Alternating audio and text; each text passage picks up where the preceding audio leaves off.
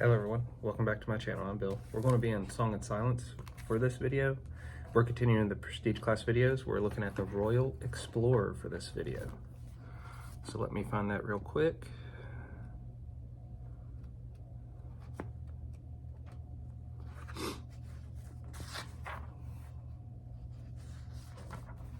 Okay, let's read what a Royal Explorer is, then what the requirements are, what your skills, your hit points, proficiencies are, and then we'll look at the table for the 10 levels of the Prestige class.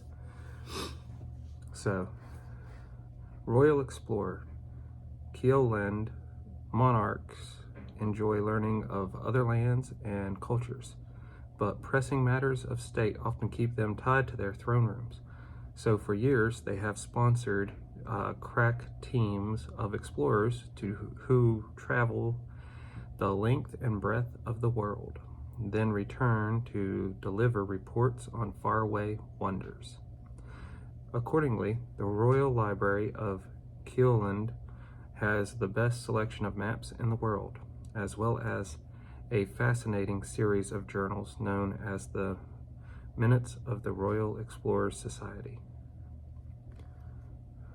Because the minutes are often used in geography lessons, many of the noble's child lies awake at night, dreaming of climbing mountains along with the Anbalik or hunting albino dire wolves with Ishtar Sunblessed.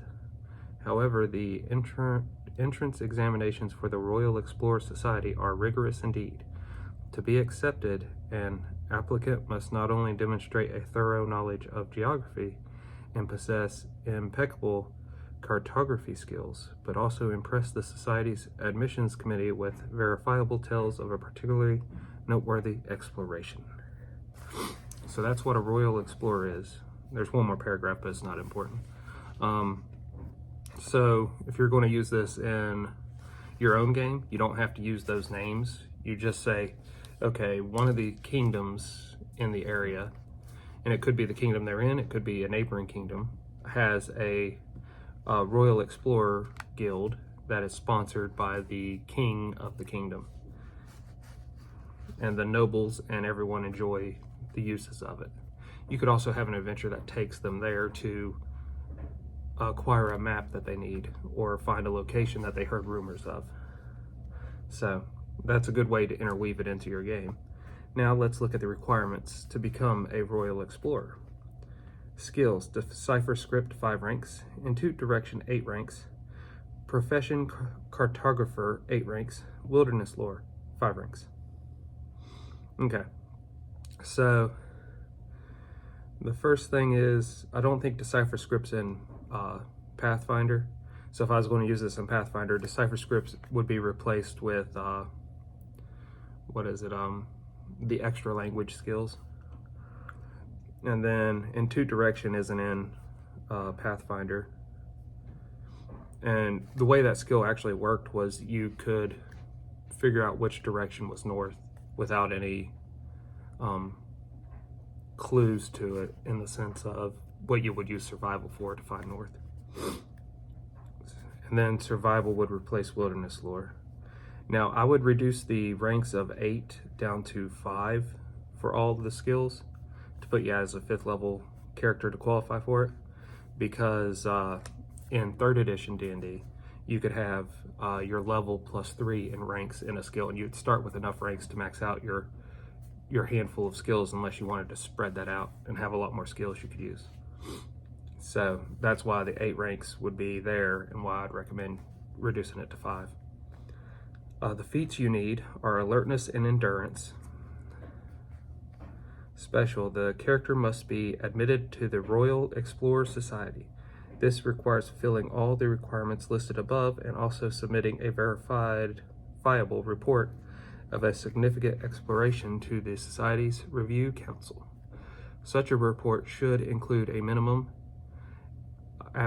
a detailed map of the area explored, descriptions of native flora and fauna, a narrative of encounters with the area's inhabitants, and a significant relic, preferably magical, brought back for the Society's museum. So if your characters want to play this, let your game master know and let them get familiar with this, so that way they can start interweaving tales of this place or this guild and what the requirements are, and that way they can start thinking about what they need to do to qualify. Speak language, there it is. That's the skill I blanked out on. Okay, so following skills are class skills for a Royal Explorer.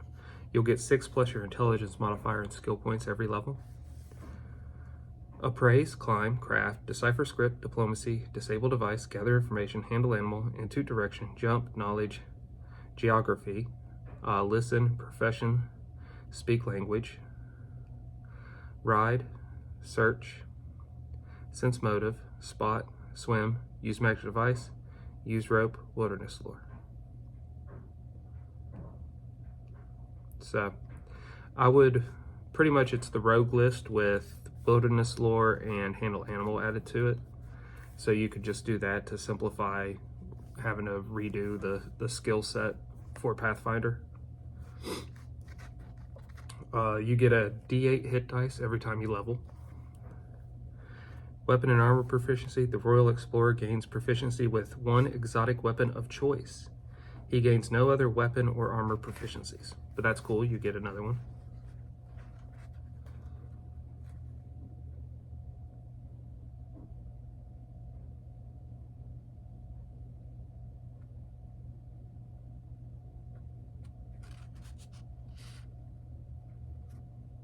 So the minutes of the Royal Explorer Society is like a newspaper or magazine. I would describe it, for the time period, I'd describe it like a newspaper. Maybe they have access to a small printing press, or maybe they have access to a bunch of scribes that'll scribe out these. So from here, we will look at the table and see what you get. Okay, your base attack bonus is the second best in the game, so it follows a rogue's base attack bonus, or any base attack bonus that starts at 0 at first level and would end at a +7 at 10th level. Your fortitude and reflex save are your best saves. So just like any core class out of the core rulebook or player's handbook, they start at a +2 at first level in the prestige class. By the time you reach 10th level, they'll be +7s. And that stacks with your existing class's bonuses when you level in. So going back to the base attack bonus, when your base attack bonus reaches high enough that you'd get 2 attacks on the table normally, then you would acquire your 2 attacks. Will save is the worst save for this class. It starts at a +0, just like any of your core classes that have a bad save. And by the time you reach 10th level, it's only a +3. So at first level, you get bonus language and explorer lore. At second level, you get explorer check, diplomacy, and track. At third level, you get bonus language and brave. At fourth level, you get explorer check and sense motive, or explorer check sense motive. At fifth level, you get bonus language and search bonus. At sixth level, you get explorer check, gather information, and never lost. At seventh level, you get bonus language and skill mastery. At 8th level, you get explorer check, disable device. At 9th level, you get bonus language and fearless. At 10th level, you get explorer check, use magic device. So that's a lot of interesting things. So let's start looking at it. Bonus language. At first level, in each odd-numbered level, the Royal Explorer gains a bonus language of choice from the player's handbook, so the core rulebook and Pathfinder. That's interesting. You can combine that with putting skill ranks in the language skills, and you're going to have linguistics is what it was. Put ranks in linguistics, and you're going to have a hell of a lot of languages. Explorer lore. A Royal Explorer has a chance to know almost anything, either from his own experience or from the tales of fellow explorers. This ability functions exactly like Bardic Knowledge, except that the check modifier equals the character's Royal Explorer level plus his intelligence modifier. Bard levels stack with the Royal Explorer levels for purpose of determining this modifier. That's pretty cool. Explorer check. The Royal Explorer makes knowledge geography check DC 15 once per month or whenever he travels to a new culture. Success means he can use his knowledge of the culture he is visiting to his advantage, gaining a +4 circumstance bonus on certain skill checks.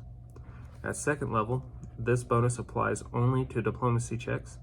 For every 2 Royal Explorer levels thereafter, the bonus also applies to 1 additional skill.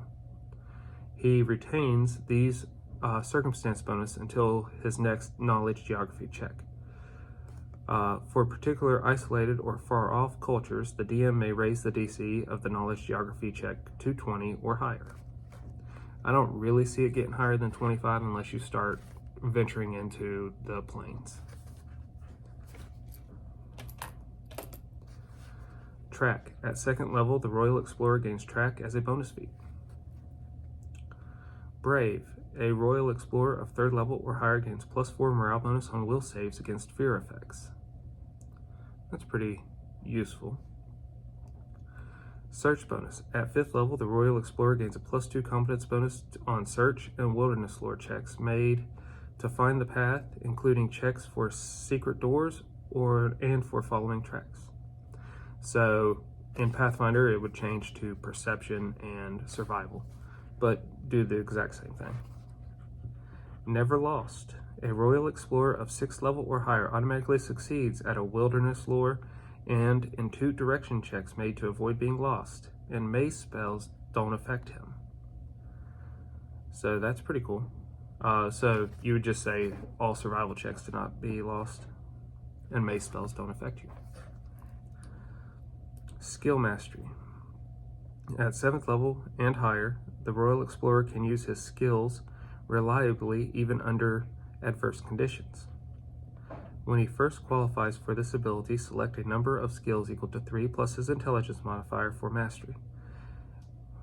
When making a check with one of these skills, the character may take 10 even if stress and distractions would normally prevent him from doing so.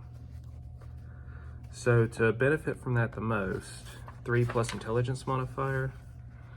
So we'll assume like 4, and you could have more, but 4. So you would want disable device, so you can use that and take 10. Use magic device would be good.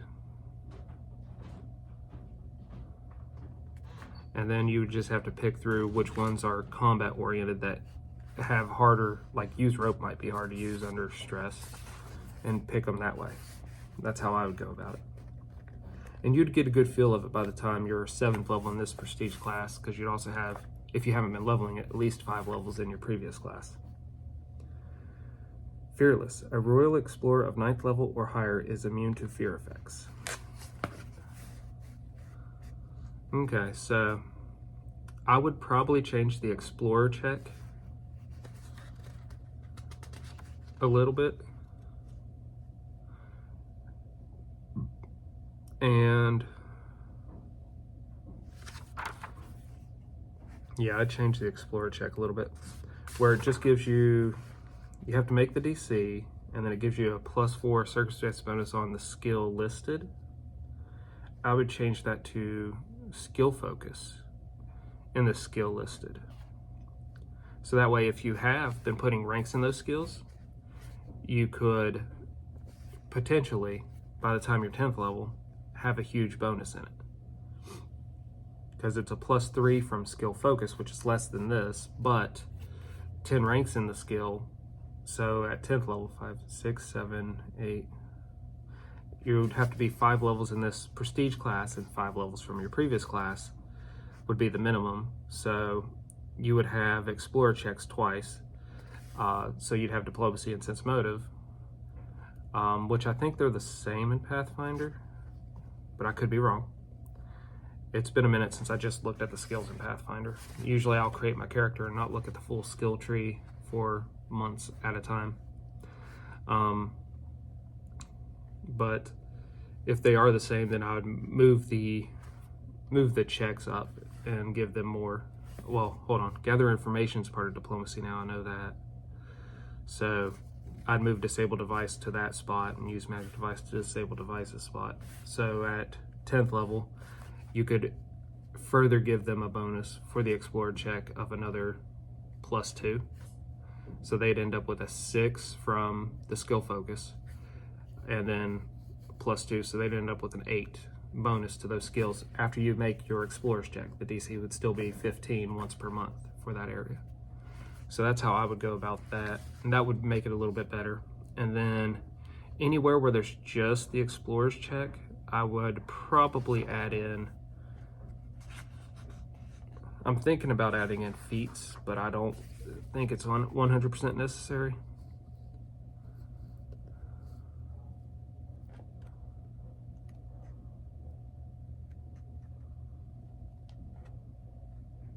Yeah, I don't think it's 100% necessary, but it could make it more powerful. So if you had problems with this not being powerful enough, maybe give them access to rogue talents. That would work. And just treat them, every level is the same as a rogue's level as far as what they would qualify for rogue talent wise. And then if it's every odd level that a rogue gets a talent, it'd be every odd level in the prestige class that you get talent. So just follow that pattern. And the levels would stack for giving you access to advanced talents. So that's how I would improve this prestige class for a Pathfinder game.